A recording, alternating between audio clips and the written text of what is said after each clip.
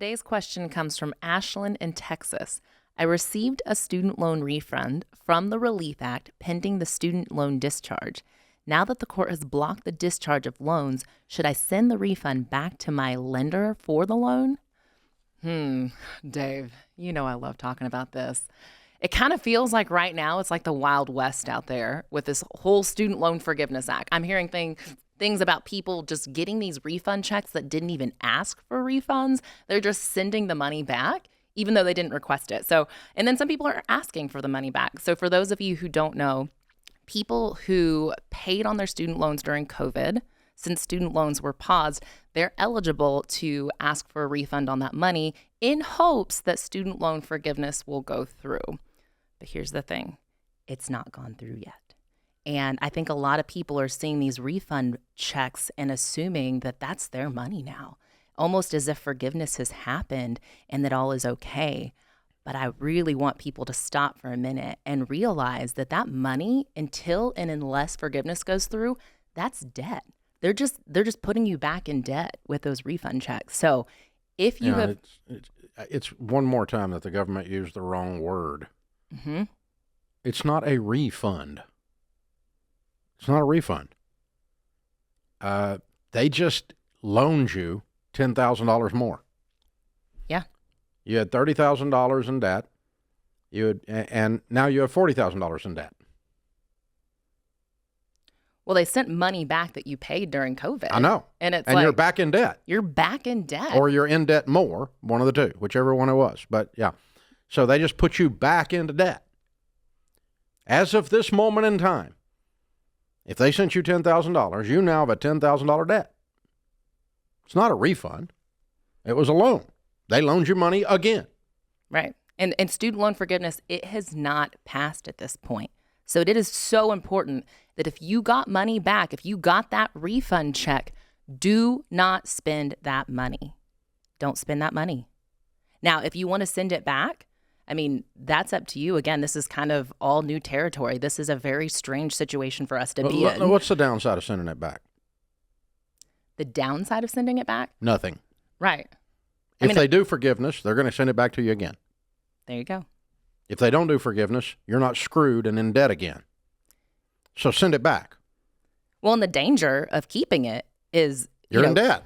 You're in debt. Until they pass all this crap and they get it through, you might be 96 years old when they get this stuff through.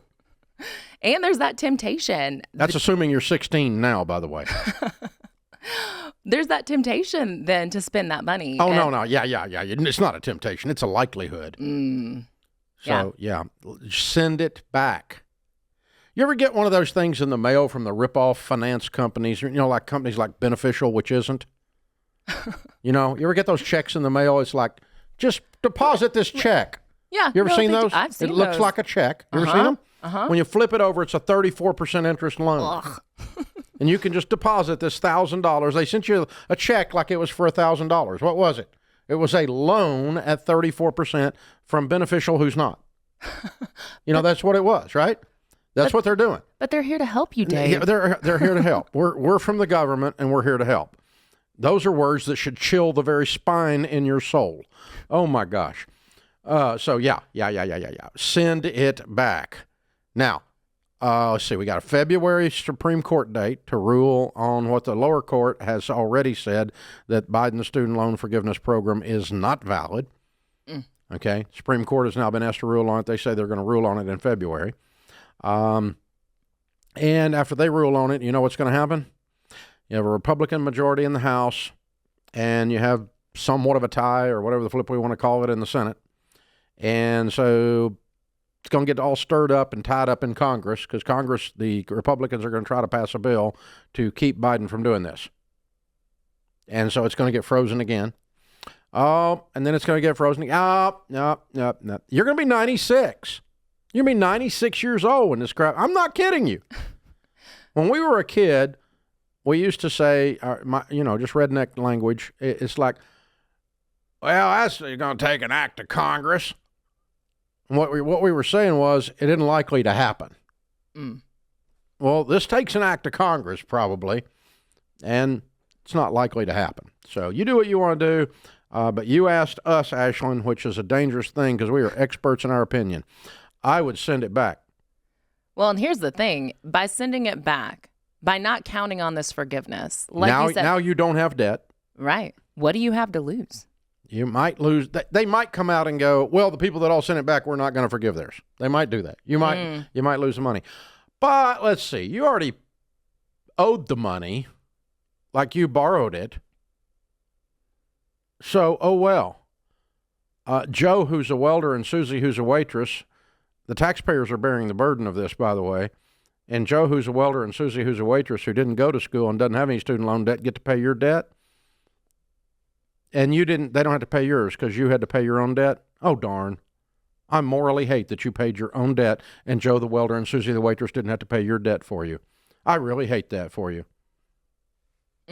That's just, Dave, you're not very empathetic with the Gen Z generation. They need you to meet them where they are. I don't need to meet them where they are. I need you to grasp what's going on right here. It's a moral obligation when you sign your name to pay something that you go pay it. And when you don't pay it and the taxpayer has to pay it, that's unfair to the taxpayer. So give the refund back for that reason and for the fact that these dupers have put you back into debt again and you're twirling on the end of their string again. Stop it. Yeah. Stop it. You don't have to sit there and wait and be anxious and be part of this whole chaos right now. You can watch the news with or not watch the news and you'll still be okay. Yeah. See, the only reason I get any news is because James, our producer, brings me news. Because otherwise I don't put that crap in my brain. You're probably a happier person for that. Oh, I'm so much happier. I got consumed with that stuff during COVID, and I stayed so pissed off the whole time. Just because I was watching all these people being pissed off, and it just pisses you off, and you just spend all your time being mad. Why do I need this crap in my brain? So I scan Fox for about a minute and a half in the morning, just their front page of their website, and just see what's going on. So I kind of have a few of the stories out there floating around. And then you guys bring me stuff in here to do. And other than that, I'm not on freaking Facebook. And I'm sure not reading Twitter. And I'm for sure not a TikTok. So, it's just my brain I'm such a nicer person now that I did that. Y'all should have found me before. You think I'm mean now. You should have seen me back then. So seriously, you got to watch your inputs. And you don't have to watch the news if you don't have any student loan debt. Well, and with this stuff, people are getting pretty hot about it. Like on both sides, what you just said, I'm like, Dave, you're stirring the pot. Like you're going to get some people Oh, you mean mad. people are going to react to me? Oh. Such a new thing for you. Yeah, I'm stirring up a ruckus. Well, Hey. Here's the thing. I've been doing it for 30 years, and I've been helping you folk because I love you, and I want you to win.